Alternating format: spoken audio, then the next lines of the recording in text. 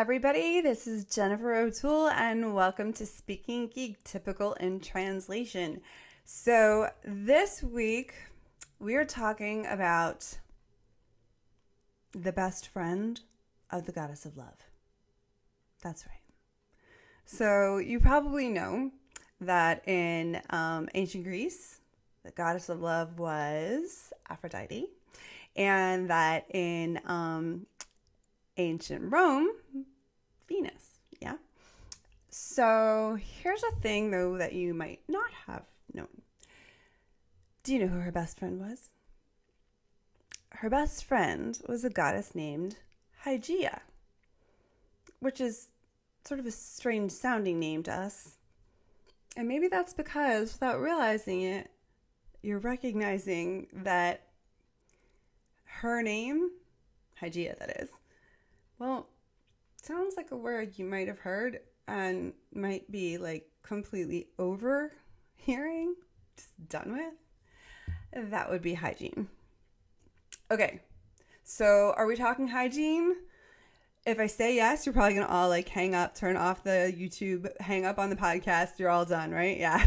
Oh, by the way, are we checking out the different, right? So I'm visiting my mom. So we're doing a little things differently. Last week I actually recorded this podcast and managed to somehow not have any audio. And I thought it was, kind of funny. And here was the scoop though. You gotta love this. Put it on Facebook and somebody said, plot twist. And I was like, oh, people are listening. That's episode 1. If you don't know what it means, you should go back because life is full of them. So here we are, plot twist, new place. For today anyway, and re-recording, but same topic. And no, I'm not here to lecture you on the topic of like how smelly you are or the length of your toenails. I promise. I think one of the things that we on the spectrum get a lot is that we may be trying really hard to be appropriate, to fit in, to not lose our own individuality, but blend in such a way as to not draw unwanted attention to ourselves. That's different than like, hey, I'm doing a good job and you hope that that's noticed, or you're a friendly person and you hope that that's noticed, but unwanted attention. So my dear friend and colleague, Dr. Tumble Grandin, laughs about what she thinks is probably one of the best scenes in, if you've gotten a chance to see her biopic, where one of her bosses actually came up to her one day and just handed her a stick of deodorant and walked away. And she says that was like one of the best things that happened to her. Here's the thing. Okay, we know that our brains are a little bit hardwired not to be particularly accurate hand mirrors. We're a little bit more like, funhouse mirrors in the sense that we are not always sure or aware of what messages we're putting out there. We think we're putting one thing out there and instead this is coming out, right? And we don't realize that, and that can cause some trouble. So one of the big areas is when it comes down to, let's say, personal grooming. And when I say you're going to turn this off, the reason I say that is because I don't know about you, but I definitely had experiences where I thought I was dressed right for the occasion. I remember going into work, my very first job, and part of it involved going into court as a victim advocate in a domestic violence court. And I had this really cute new outfit that was a skirt and a little sweater top, so I thought that was appropriate. But apparently a skirt with fruit on it and open-toed sandals was not appropriate for court. I didn't realize that. And instead of somebody just handing me the deodorant or whatever, it was made a big deal of, as if I had intentionally disrespected my job by doing that. Well, here's the thing. Okay. I've noticed that a lot of people on the spectrum don't want to hear. I mean, well, first of all, really, who does want to hear like, oh, you're dirty. Ew, I don't want to hang out with you. Okay, so here's the first thing. I'm not talking about dirty. I am not, by any stretch of the imagination, saying that you are a dirty person, and that's why we're going to have a talk about hygiene, right? No, That's not that at all. What we're doing is we're talking about some very, very simple, we're going to talk about 4, max 5 tips that you can absolutely be in control of. They're super easy, not a big deal as far as time goes, and completely do not step on your individuality, right? Who you are, because that should never be compromised. What they simply do is they make you more pleasant to be around. And I don't even mean like who you are as a person. I mean physically. And so this is my chance to let you know some of the things, some of the messages that we can accidentally communicate without realizing it. And that's simply by the way we present ourselves to the world. The reality is we don't like to, maybe it feels like we're kind of even, if we accept that, the world judges us like a book by its cover, then, maybe there's a little bit of defiance in us that's going to say, well, that's ridiculous and it's shallow and I'm not playing into that game. And you know what? You have every right to say that. You have every right to decide that and to do that. Go for it. But, I like to say and.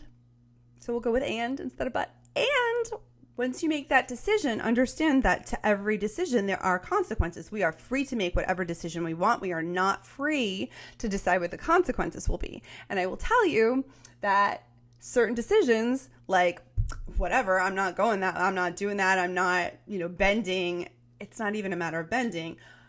If you want a particular job, if you want to go out on a date with somebody in particular, you want the possibility of getting promoted or elected to class official or an internship or anything, even friends. The reality is that you're going to have less success. You're going to have less success. We will, if we choose to ignore the signals that we're putting out there knowingly. So once you know better, you can do, better or at least differently. Your choice. You can ignore everything I'm about to say. Totally your prerogative. But understand that there are consequences to that. Here are some simple ones. You ready? Okay, here we go. So, first thing, your hair. Okay? I will tell you, I studied. And when I say studied, I actually mean I read fashion magazines, makeup magazines when I was in high school and college religiously. Why? Because my mother didn't really pay a whole lot of attention to that, and I had no idea what I was doing. And I thought it was kind of fascinating, almost in an artistic way, right? All the different kinds of brushes and colors, and really I thought it was like painting, like almost a canvas, and it was pretty fun, even to do to other people. But I'm going to tell you very honestly, see, I have long, straight hair. Do you know why I have long, straight hair? Because I am hair impaired. I cannot style hair to save my life. The fact that I have bangs, that is the extent. That's it. That's as far as I go. Okay, so you got to know your strengths and you got to know your challenges. Here's all you have to worry about. Once you pass puberty, isn't that a lovely word? It's like horrible, right? It's awful. But once you're into that 12 and up age, okay? You gotta take a shower. If not every day, every other day. I will tell you, my skin is way too dry. I can't even use soap on my skin. And I most certainly cannot shower every day. It hurts. But every other day, even if it's just a light wash, the reality is that my hair, I happen to be more dry than not. Some people tend to be more oily than not. But regardless, it ends up looking unkempt and messy. And what that says to the world, whether or not that's how you mean it, is I don't care about me.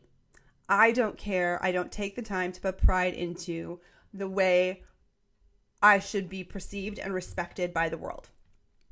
And if you don't, why should anybody else? And I realize that sounds like a lot of import to put on your hair, but it is. And it comes down to the fact that especially if you have dark hair and if you do tend to go on the oilier side, you're going to end up with dandruff.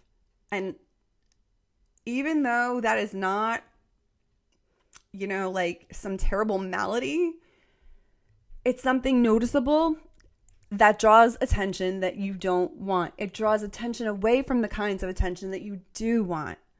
So wash your hair every other day.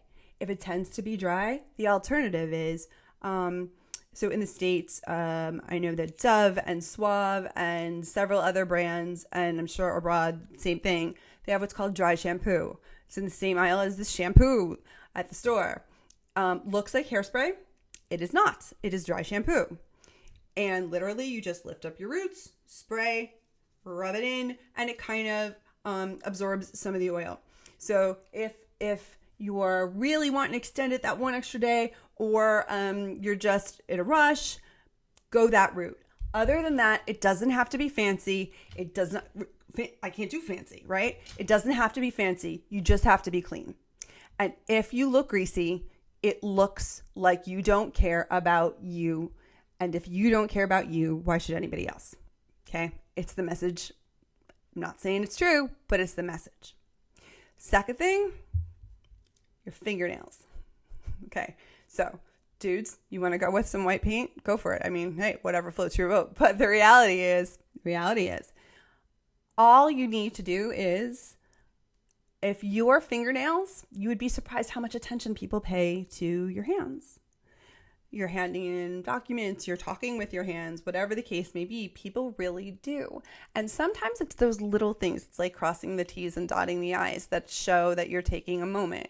All you need to do is keep them trimmed and filed, and you can put either a little Vaseline or a little oil. Like, you can literally go to the kitchen and get some olive oil. Pretend you're making pizza, whatever. Rub it into your cuticles. Done.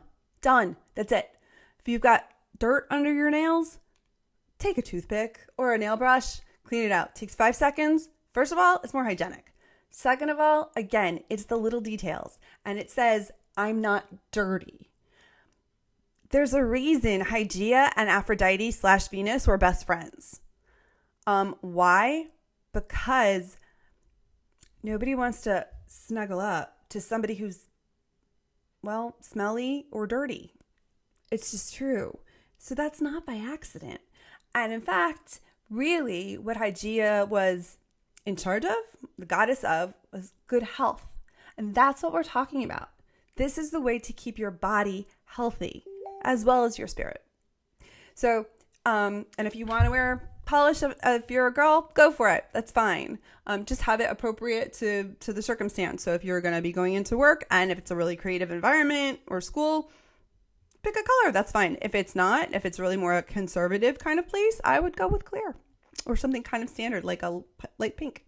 All right. Next thing, your skin, the largest organ in your entire body. As my computer totally beeps at you, and I'm sorry, but here's the deal. Again, every day, morning and evening, don't overdo it. If you're worried and if you're struggling with acne or breakouts or whatever the case may be, the more you rub at your skin, the more you over clean it. You know what that says? It tells your skin, I don't have enough oil, which is my natural moisturizer. I better make more. So it makes more. And then it gets clogged in your pores. And then what happens? The bacteria that's all around and on our skin at all times is like, yay, party time. Let's have a party. And what does that party look like? A nice big pimple.